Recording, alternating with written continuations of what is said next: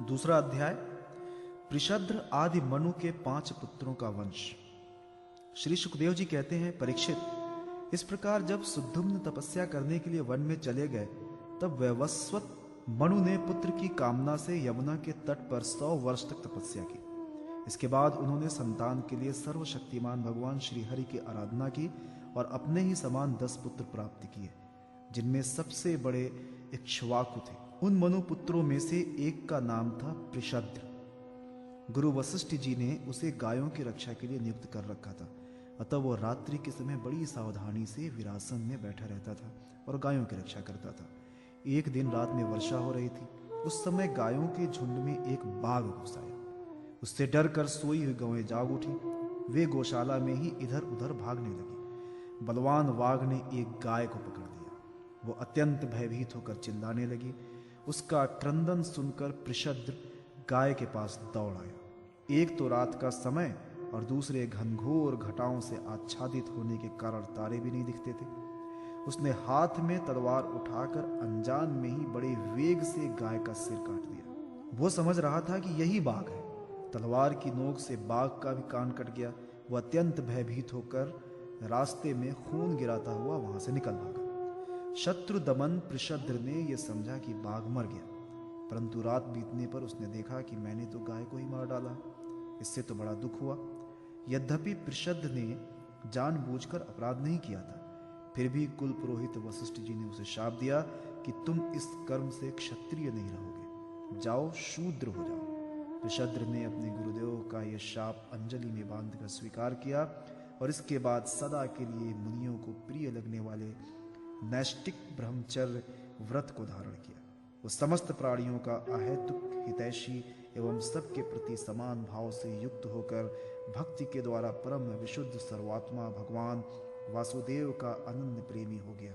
उसकी सारी आसक्तियां मिट गईं, वृत्तियां शांत हो गईं, इंद्रियां वश में हो गईं। वो कभी किसी प्रकार का संग्रह परिग्रह नहीं रखता था। जो कुछ दैवश प्राप्त हो जाती, उसी से उसका जीवन निर्वाह कर लेता।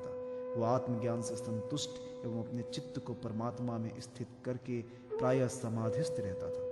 कभी कभी जड़, अंधे और बहरे के समान पृथ्वी पर विचरण करता था। इस प्रकार का जीवन व्यतीत करता हुआ वो एक दिन वन में गया। वहां उसने देखा कि दावानल धधक रहा है। मननशील पृषद्र अपनी इंद्रियों को उसी अग्नि में भस्म करके परब्रह्म परमात्मा को प्राप्त हो गया। मनु का सबसे छोटा पुत्र था कवि। विषयों से वह अत्यंत निस्पृह था।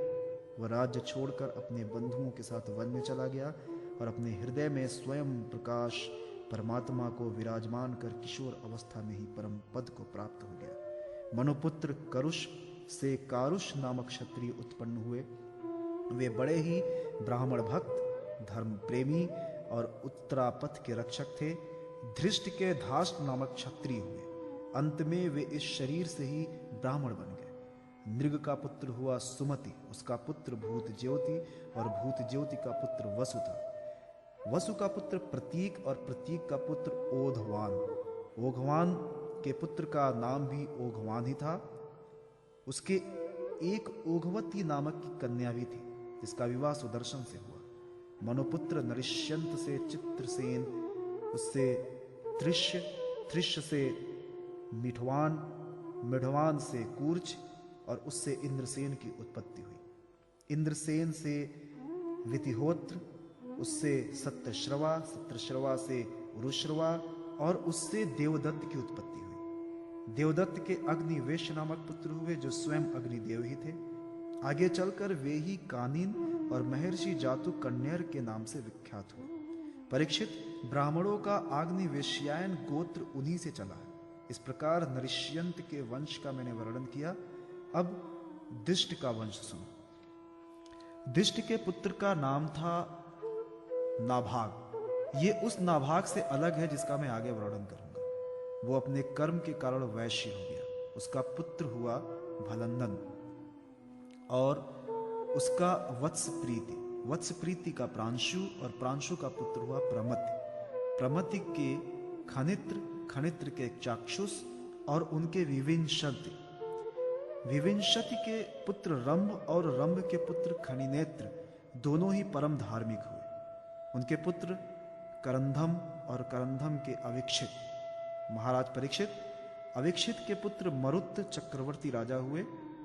उनसे अंगिरा के पुत्र महायोगी संवर्त ऋषि ने यज्ञ कराया।